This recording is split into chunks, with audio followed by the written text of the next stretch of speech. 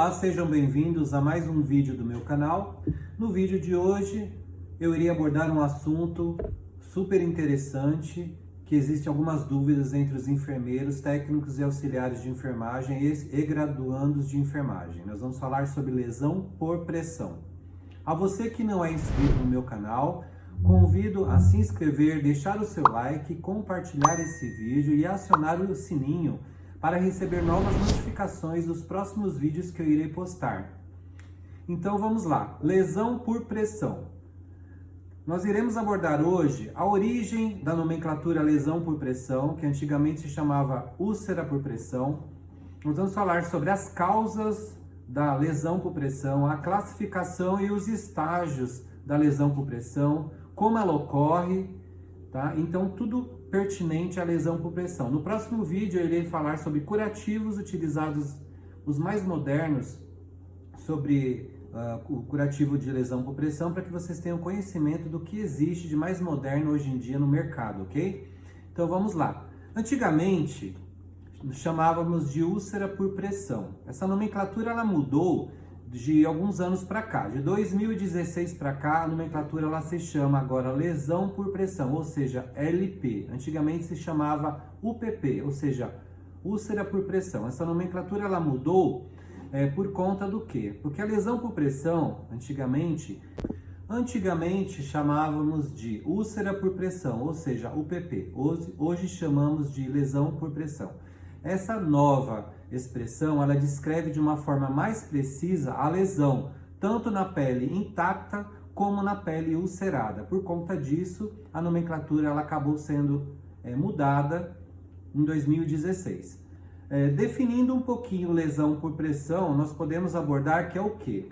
É um dano localizado na pele, em tecidos moles subjacentes, geralmente sobre uma proeminência óssea, relacionada ao uso de dispositivo médico, algum artefato. A lesão ela pode se apresentar por uma pele íntegra ou uma úlcera aberta, que pode ser bem dolorosa para o paciente. A lesão ela ocorre como resultado da pressão intensa e prolongada em combinação do cisalhamento, a tolerância do tecido mole à pressão, e ao cisalhamento também pode ser afetado ao microclima. Nós vamos falar o que é microclima. É uma nomenclatura nova. A nutrição do paciente, a perfusão do paciente ou comorbidades que esse paciente possa já ter, né? E pela condição desse paciente clinicamente falando. Então, continuando, seguindo aqui a nossa aula, quais são as possíveis causas de lesão por pressão? Ou seja, como o paciente pode desenvolver a lesão por pressão? Por fatores situacionais, ou seja, alterações na mobilidade desse paciente, alteração na perfusão periférica desse paciente, uma pele comprometida.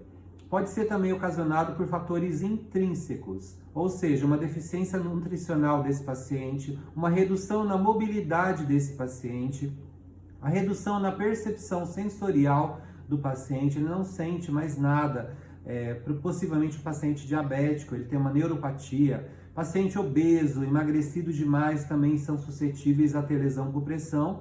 Extremos de idade, ou seja, idosos que têm uma pele friável, são pacientes que são suscetíveis a ter lesão por pressão. Pacientes que já têm alguma comorbidade, principalmente a diabetes, pressão alta, que já tem algum problema de circulação, esses pacientes são maior risco de ter lesão por pressão.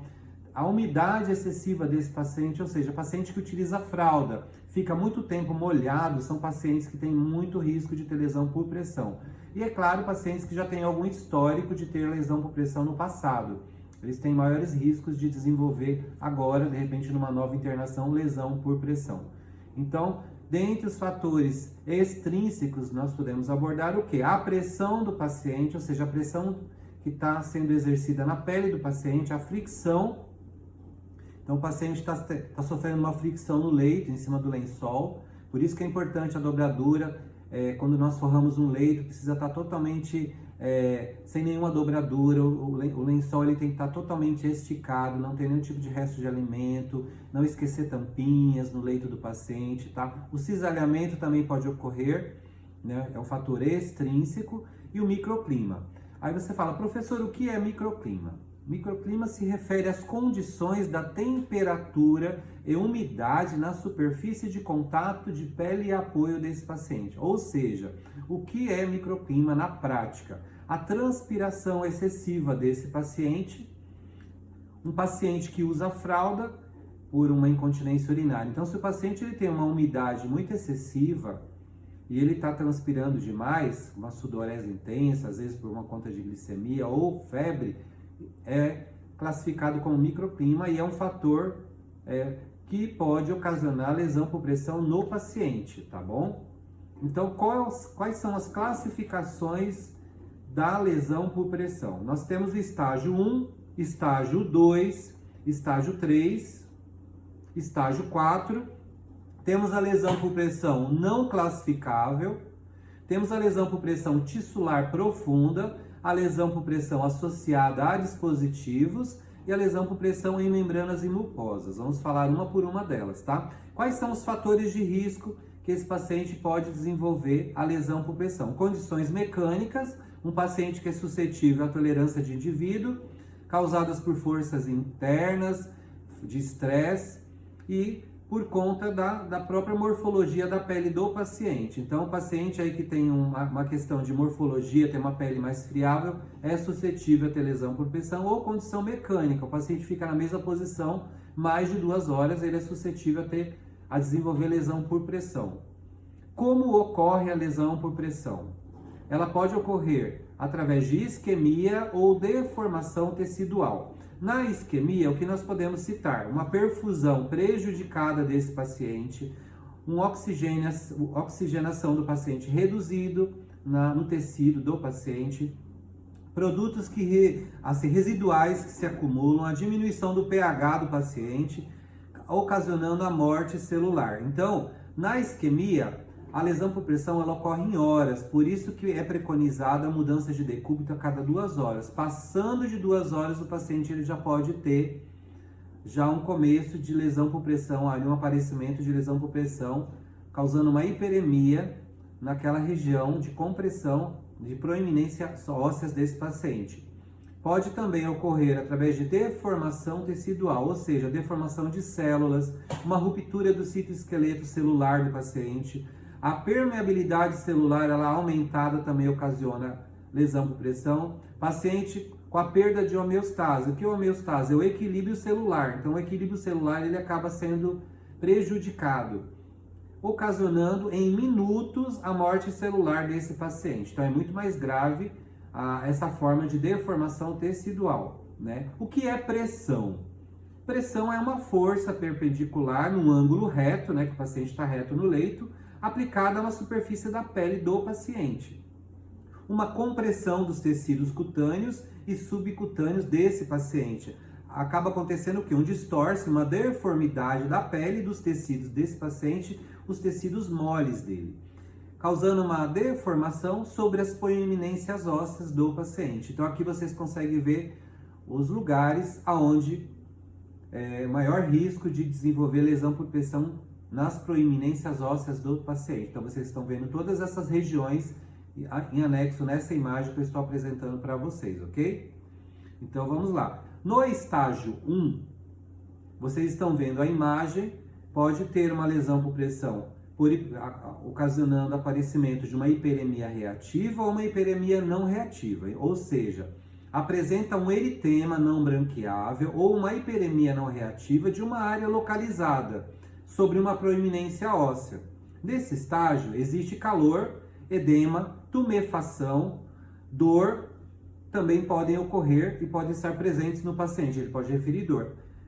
Em pele escura, pigmentada, pode ser visível ou esbranqueamento, né, no caso dessa pele, conforme a imagem que vocês estão vendo. Também pode ser indicativo de pessoas em risco, então muito cuidado, é aí que começa tudo, a lesão por pressão estágio 1. O estágio 2, conforme a imagem que vocês estão vendo aí, existe a perda parcial da espessura da pele com a exposição da derme do paciente. Existe uma ferida superficial com leito viável de coloração rosa ou vermelha, sem crosta ou necrose, nesse caso. Também podem apresentar, nesse caso, flictena, né? intacto, preenchido por exudato seroso, conforme a imagem que vocês estão vendo aí em anexo, ok? Então esse é o estágio 2. No estágio 3, nós temos aí as 3 imagens, uma perda total de espessura da pele do paciente, tem esfacelo ou escara, né, que pode estar visível sem prejudicar a identificação da profundidade do dano tissular desse paciente. A profundidade varia conforme a localização anatômica do paciente, pode incluir lesão cavitária também, com descolamento e apresentar também túneis nessa lesão. Não há exposição de fáscia muscular, nem de tendão, nem de ligamento ou cartilagem e nem tem o aparecimento de osso do paciente nessa lesão de estágio 3. Já no estágio 4, tem a perda total da espessura da pele do paciente. Nós conseguimos identificar esfacelo, a escara pode ser visível claramente, sem prejudicar a identificação da profundidade do dano tissular. A profundidade varia conforme a localização anatômica, tem descolamento, nós conseguimos visualizar túneis nessa lesão. Existe exposição de fáscia muscular, de tendão, eu consigo ver ligamento, cartilagem e até o osso do paciente. Então é uma lesão gravíssima, conforme a imagem que vocês estão vendo aí. Temos também uma lesão de pressão chamada não classificável. Vocês têm 3 imagens em anexo. Tem a perda da pele em sua espessura total. Nós temos o leito encoberto por esfacelo ou por escara, que é esse tecido enegrecido, esse tecido escuro. Existe uma extensão do dano que não pode ser confirmada. Eu não consigo identificar qual tipo de lesão é essa. Então, por isso que ela é chamada não classificável, ok? E temos também a lesão tissular profunda, conforme essas 3 imagens. Existe uma pele intacta ou não intacta, varia bastante. A cor vermelho escuro, persistente, não branqueável, com uma descoloração marrom ou de cor arroxeada. O leito da ferida fica sempre escuro, tem um flictema, com conteúdo hemorrágico na maioria das vezes, apresenta dor a mudanças frequentes na temperatura que precedem alterações na cor da pele desse paciente. Então vocês têm as 3 imagens aí da lesão tissular profunda. Nós temos a lesão relacionada a dispositivo médico, é muito comum em UTIs, semi-intensivas e salas de emergência, ok? Quando o paciente fica, às vezes, aguardando na sala de emergência, na sala de choque, uma vaga na UTI. Essa terminologia descreve a etiologia da lesão. Resulta do uso de dispositivos aplicados para fins terapêuticos e diagnósticos também. A lesão por pressão, ela resultante, geralmente apresenta o padrão da forma do dispositivo. Vocês estão vendo aí várias imagens representando lesão na região nasal, na região de face, na região auricular do paciente e na região labial do paciente. Então são lesões relacionadas a dispositivos médicos. Tá? Então na época da Covid-19, o uso prolongado de máscara N95 ocasionava esse tipo de lesão no rosto dos profissionais de enfermagem.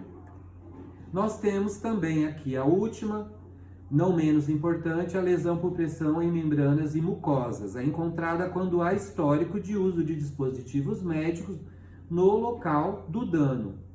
Devido à anatomia do tecido, em lesões não ocorrem e não podem ser categorizadas, ou seja, são lesões na prática que acometem mucosa, principalmente região genital. Vocês estão vendo a imagem aí, uma lesão peniana, onde o paciente tem uma sonda vesical de demora e ocasionou uma lesão grave na região do pênis do paciente. Região labial também, por conta da intubação do paciente. Então são lesões bem clássicas, é mais região de boca e região também de mucosa. Até gastrostomia pode estar sendo inserido nessa classificação desse tipo de lesão por mucosas, membranas e mucosas, ok?